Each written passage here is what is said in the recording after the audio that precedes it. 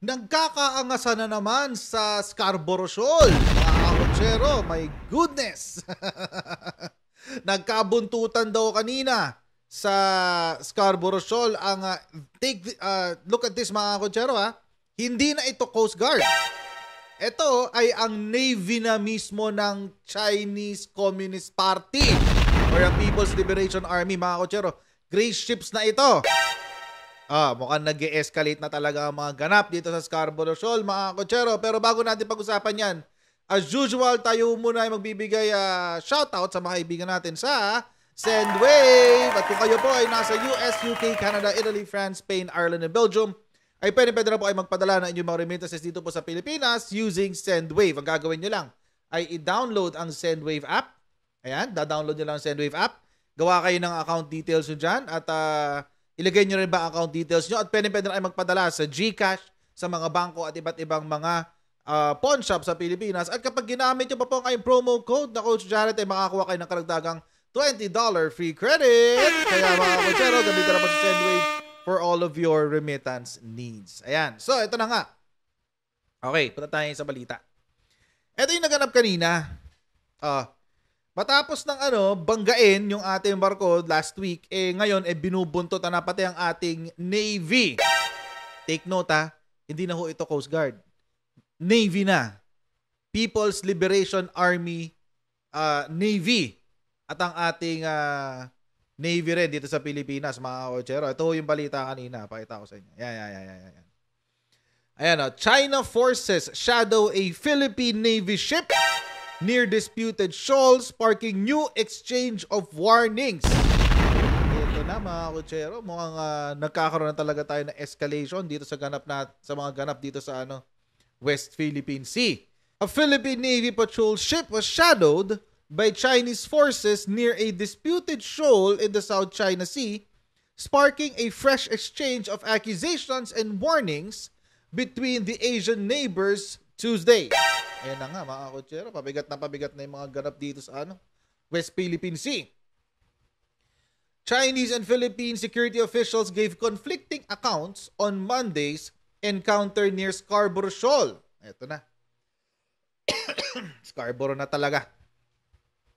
Isa to sa mga pinagkaka-contested waters Well, actually hindi na siya contested kasi in-award na sa Pilipinas yung panalo dito sa West Philippine Sea. Pero syempre, dahil, China, ayaw nilang pansinin. Okay, game. Okay, China surrounded the shoal with its Navy and Coast Guard ships since a tense standoff in the Philippines more than a decade ago. Ito yung naalala nyo si Scarborough. Yung panahon ni Panot, yung talagang sobrang palpak ng kanyang ginawa. Ito yun. The same location. A rich fishing atoll and a safe mooring area during storms, Scarborough off the northwestern Philippine coast is one of the most fiercely contested territories in the South China Sea, where Chinese and Philippine forces have faced off in recent months. Ayan na nga mga kotsero. Panoorin natin yung balita dito. Kasi mga kotsero, nagsalita din dito ang ating gobyerno. Siyempre, hindi papatalo. May sinabi. Puntahan natin muna yung sinabi ng China. Ito yung sinabi ng China. Chinese Air Force Colonel Tianjun Li, a spokesperson of the Southern Theater Command of the People's Liberation Army, said a Philippine warship trespassed. Tayo pa raw tumawid sa teritoryo nila. Ibang level talaga tigas ng mukha nitong mga Ibang level talaga tigas ng mukha itong mga Chinese na to. Said the Philippine warship trespassed into what he said were Chinese waters around Scarborough Shoal. Chinese waters daw. On Monday and was tracked, monitored, warned, and restricted by the Chinese Navy and Air Force for seriously violating China's sovereignty and international law. Okay, ang sinasabi po ng China napigilan daw ang hukbo ng Pilipinas na magkaroon ng paglalayag diyan sa Scarborough Shoal. Napigilan daw. Nakita, na-monitor, napagbawalan at napaalis ang Pilipinas para protektahan daw ang soberenya ng China at international law. Patawa kayo dyan. Chinese Communist Party, patawa kayo. Anong international law ang sinunod nyo? Diyos ko, my goodness. Ito pa, pinagalitan pa ang Pilipinas. We urge the Philippine side to immediately stop its infringement and provocation to avoid further escalation. Sinabi ng statement nila.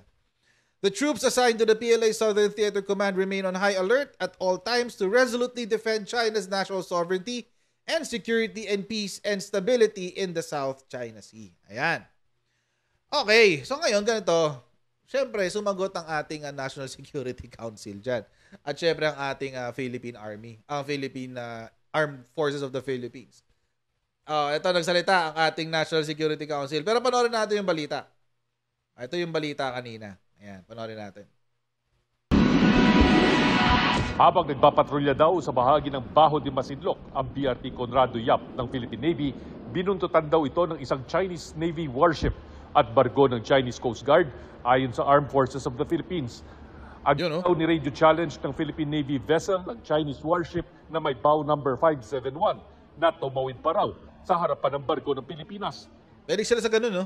Nila, tumatawid. Sabi ng Chinese military na ni-restrict o napigilan nila ang paglalayag ng BRT Conrado Yap na illegal daw pumasok sa lugar dahil walang paalam sa China. How can they restrict us in our own area? True. In our own maritime zone. True. So, it's not true. Ayon kay National Security Advisor Secretary Eduardo Año, may karapatan ng Pilipinas na magpatrolya sa buong West Philippine Sea na sakop ang Baho de Masinloc dahil nasa loob ito ng Exclusive Economic Zone ng Pilipinas.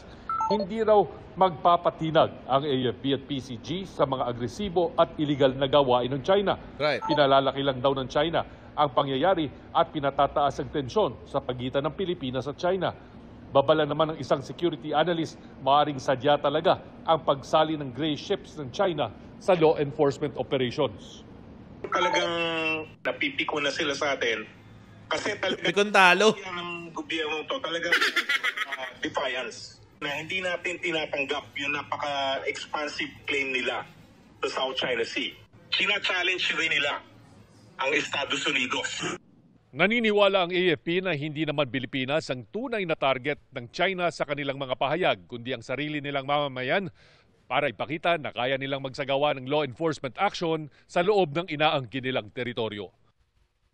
Well, I would agree to that. Kasi syempre, alam niyo po mga kotsero, si China po is very, yung Chinese Communist Party ay very, very concerned sa imahe ng kanilang partido. Kasi kapag, alam niyo na, kapag hindi na sila epektibo, syempre, baka ma-vote out sila kasi alam niyo naman, pseudo-democracy. So, syempre, they want to project that they are the mighty China. Ganon. So, ang press release ng China, matagumpay daw na napaalis ang Philippine Navy ship. Tapos, ang claim naman ng Pilipinas, that's a lie. That's an outright lie. Hindi kami napaalis. So, eto na yung labanan ng mga statement. Kasi nga, mga kotsero, as usual, this is everything, itong mga ganap na to, is all about, again, the information warfare. Yan yung sinasabi nga natin nung nakaraan.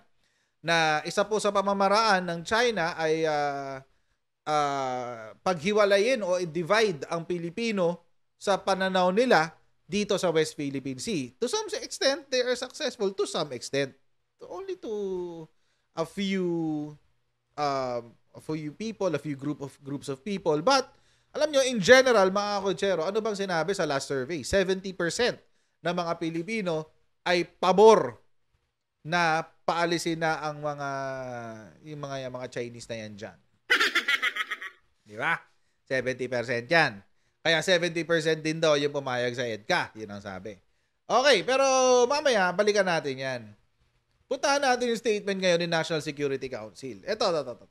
May karapatan daw tayong magpatrolya sa Scarborough Shoal. At yan ang ating iginigiit sa gitna ng panibagong akusasyon ng China. Yan ang sinabi ni Secretary Eduardo Año ng National Security Council. Ang sabi niya, Under international law, the Philippines has every right to patrol the length and breadth of the West Philippine Sea, which necessarily includes Bajo de Masinloc, which is well within the country's exclusive economic zone. China is again overhyping this incident and creating unnecessary tension between our two nations. Yun, hype beast pala kayo dyan eh. Lakas palang maka-hype ng China eh. Mga hype talaga kayo. Mga hype kayo dyan sa China.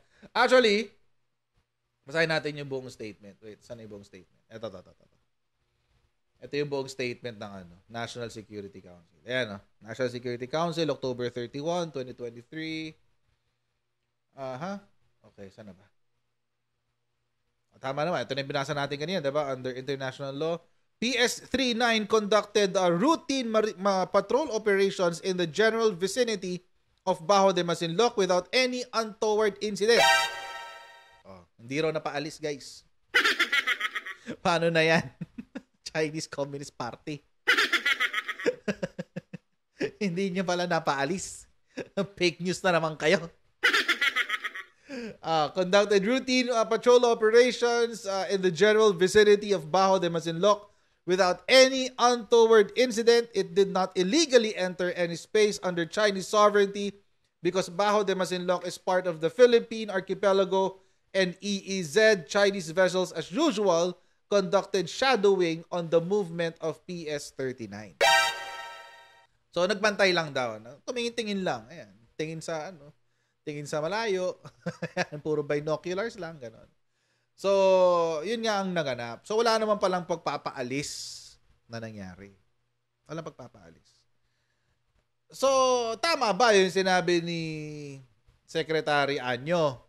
Tama yung sinabi niya. Kasi nga, we have UNCLOS or United Nations Convention on the Law of the Seas na nagsasabi na ang exclusive economic zone ng bawat coastal state ay within the 200 nautical miles ng from the baselines. Ayan.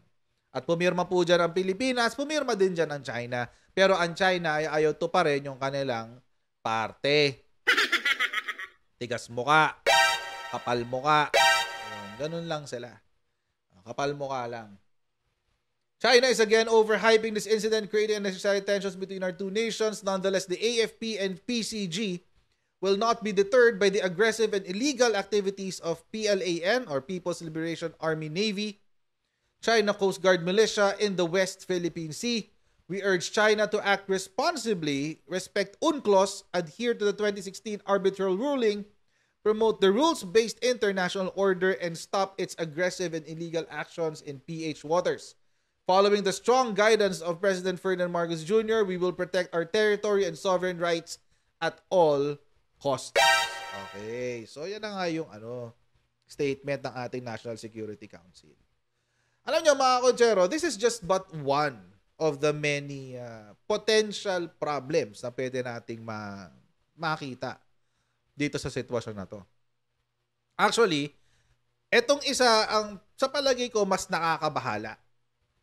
Sa palagay ko lang. Pero kung titignan nyo na hindi naman siya masyadong concerning, kayo yun. Kayo, it's your choice. Pero sa akin, ito mas nakakabahala ito. Chinese sleeper cells inside our territory. Or potentially, sleeper cells inside our territory. Ito po ay balita pa noong October 17. Pero hindi po ito naging quote-unquote viral. Okay? Although may mga nakita ko ibang balita dito, ang sabi, nag-aano lang daw, mga airsoft lang daw, etc. etc. We don't know. We don't know really, but let's see. Ito yung balita noong October 17. Sniper, assault, and blasting teams, Valle Verde shaken as NBI arrests 6 Chinese tenants allegedly in possession of high-powered assault weapons. Grabe to, mga kutsero. Matindi-tindi to. NBI na to, guys, ha? NBI. So, siguro naman, tama ang NBI dito sa investigasyon nila dito, di ba? Kasi mahirap pumalya kapag NBI, di ba? Hindi naman sila madalas pumapalya. Bihira silang pumalya. So, eto na, NBI. Agents of the NBI yesterday carried out a surprise operation within the upscale neighborhood of Valle Verde in Pasig City.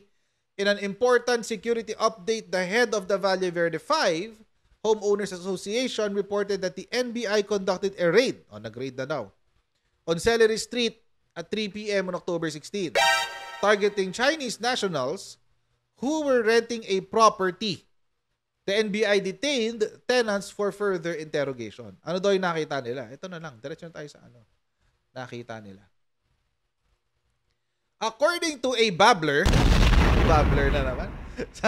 Sana hindi siya babbler. Pero sige, tingnan natin. Ang sabi, according to a babbler, the Chinese tenants disclaimed ownership of high-powered weapons marked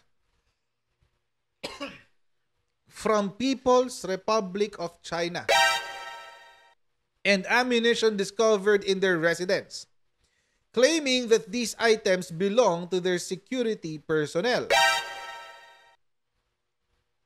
The same source revealed that among the items found in the house were badges designating roles such as blasting team, recon team, support team, assault team, and machine gun team, and sniper team. Ito yung mas nakakatakot para sa akin, mga kotsero. These are potentially sleeper cells embedded within our communities. Para sa akin, mas delikado to. Yung nasa dagat, walang problema yan. Dagat yan. Malayo-layo pa yan sa bituka nating lahat. Pero ang mga ganitong klase, mga kotsero, tulad nito, Valle Verde lang to, guys. Ayan, no? Valle Verde lang yan.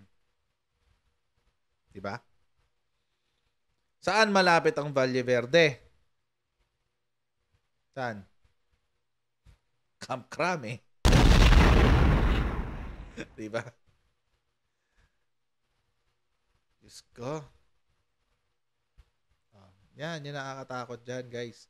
Para sa akin lang. Actually, meron nga nag-share sa akin itong post na to nung isang araw yata. 24. Okay. Si Rafael Alunan, the third. Okay. Dati siyang secretary nung panahon ni Ramos. Nag-comment siya tungkol dyan noong October 16 nga, yung may ni-raid, etc. etc. Ayan. Camp Aguinaldo, yan, malapit lang yan. What it's doing to us in the West Philippine Sea is directly related to its infiltration made easy by corrupt government officials, uniformed personnel, and unpatriotic citizens. Imagine, mga kotsero, nakapagpasok sila nito, mga armas galing sa China. Imagine. Although may mga nagdi-debunk nito, sinasabi nila, hindi, airsoft lang yan. Airsoft? Ba't may bala? Ba't may nakitang bala ang NBI? Ano ba namang airsoft yan? Airsoft pinaglalaroan nyo, patayan talaga. Anyway. Okay, ito na. So the question racing through my mind is, how many more communities are harboring sleeper cells within striking distance from our centers of gravity around the country?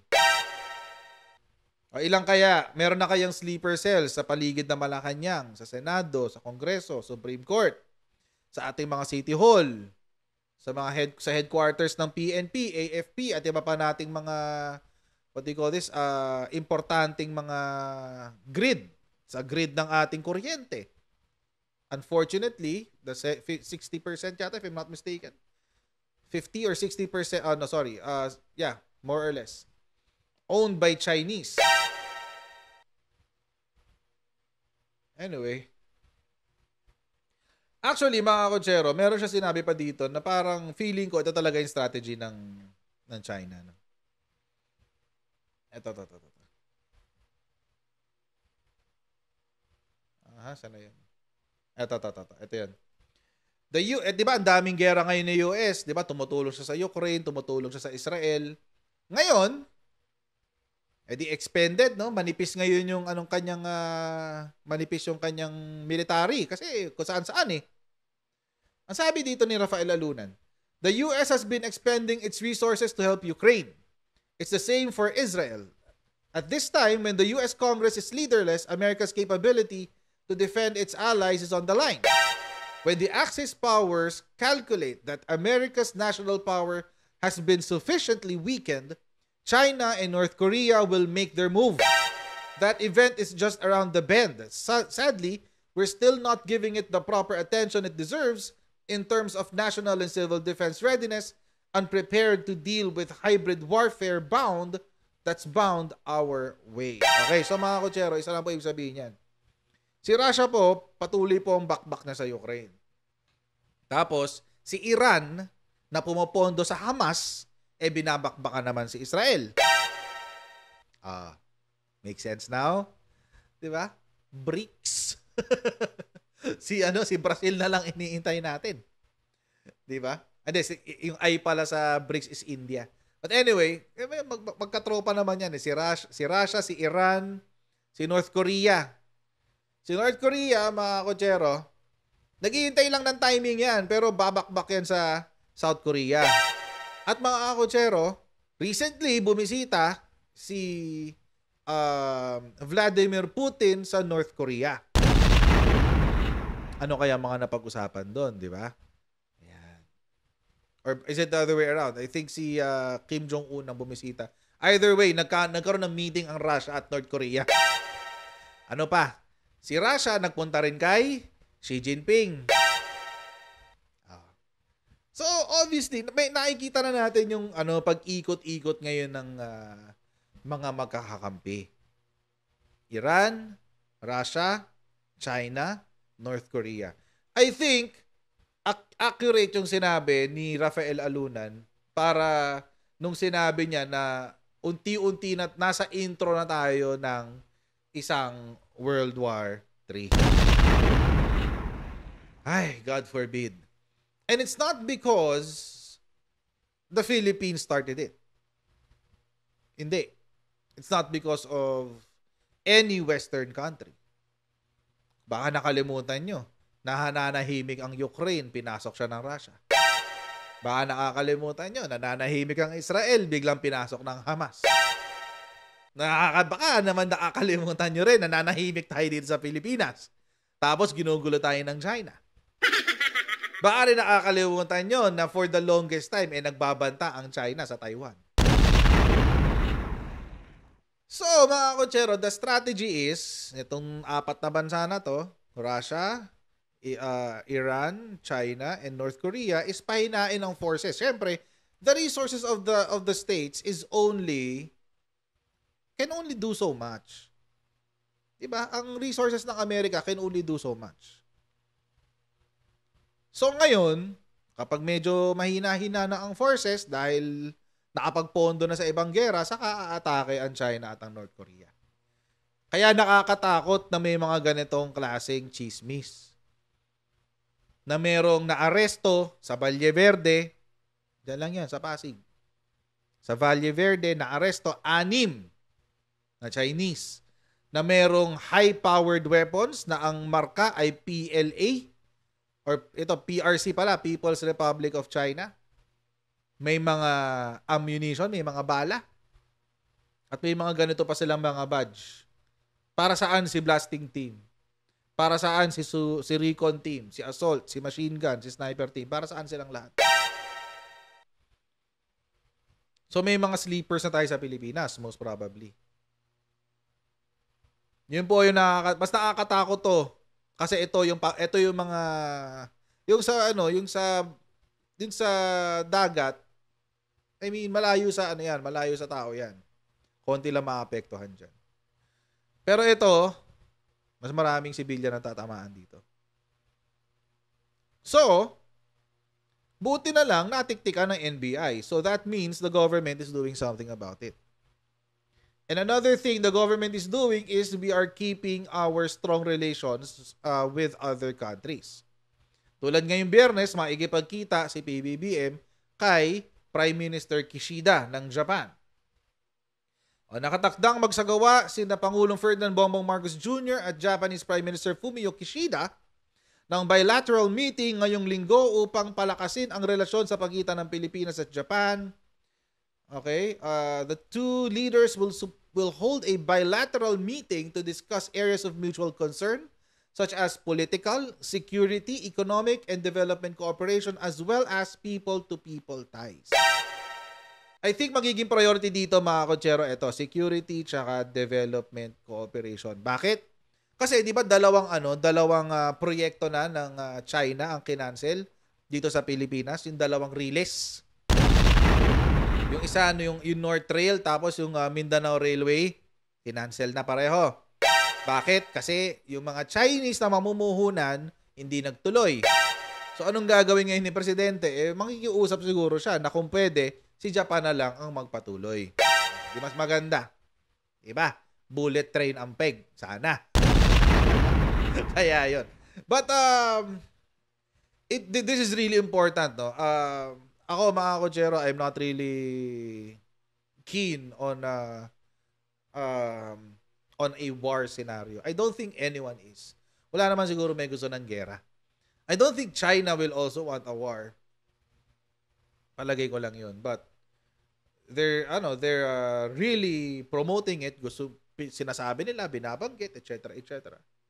But I don't really think that they're intending to have war with the rest of the world. But, syempre, komunista yan. Di natin alam iniisip niyan. Basta komunista, hirap pagkatiwalaan. But at the end of the day, mga kotsero, we should all be on our knees and praying. Ipag-pray natin tong bansa natin, pag-pray natin yung mga ganap sa mundo. And hopefully there will be a more peaceful resolution sa lahat ng conflict na ito. But don't be fooled, mga kotsero, no. Ang West Philippine Sea ay para sa Pilipino. Wag po there's no if or buts about it. At ang ginagawa po ni President Bongbong Marcos ay pinoprotektahan ang interes ng Pilipino diyan sa West Philippine Sea. Ang ginagawa po ng ating hubong sandatahan, ng ating Coast Guard ay pinoprotektahan po ang ating interes diyan sa West Philippine Sea. At deserve po nila na palakpakan sila at tingalain sa sakripisyong kanilang ibinibigay para tayong lahat ay matiwasay na makatulog sa ating mga tahanan. Kaya maraming po salamat sa inyong serbisyo sa ating AFP at Philippine Coast Guard. At with that, I would like to invite you sa next na Coach Jarrett Live natin. Okay, huwag niyo po kalimutan mag-like, share, and subscribe.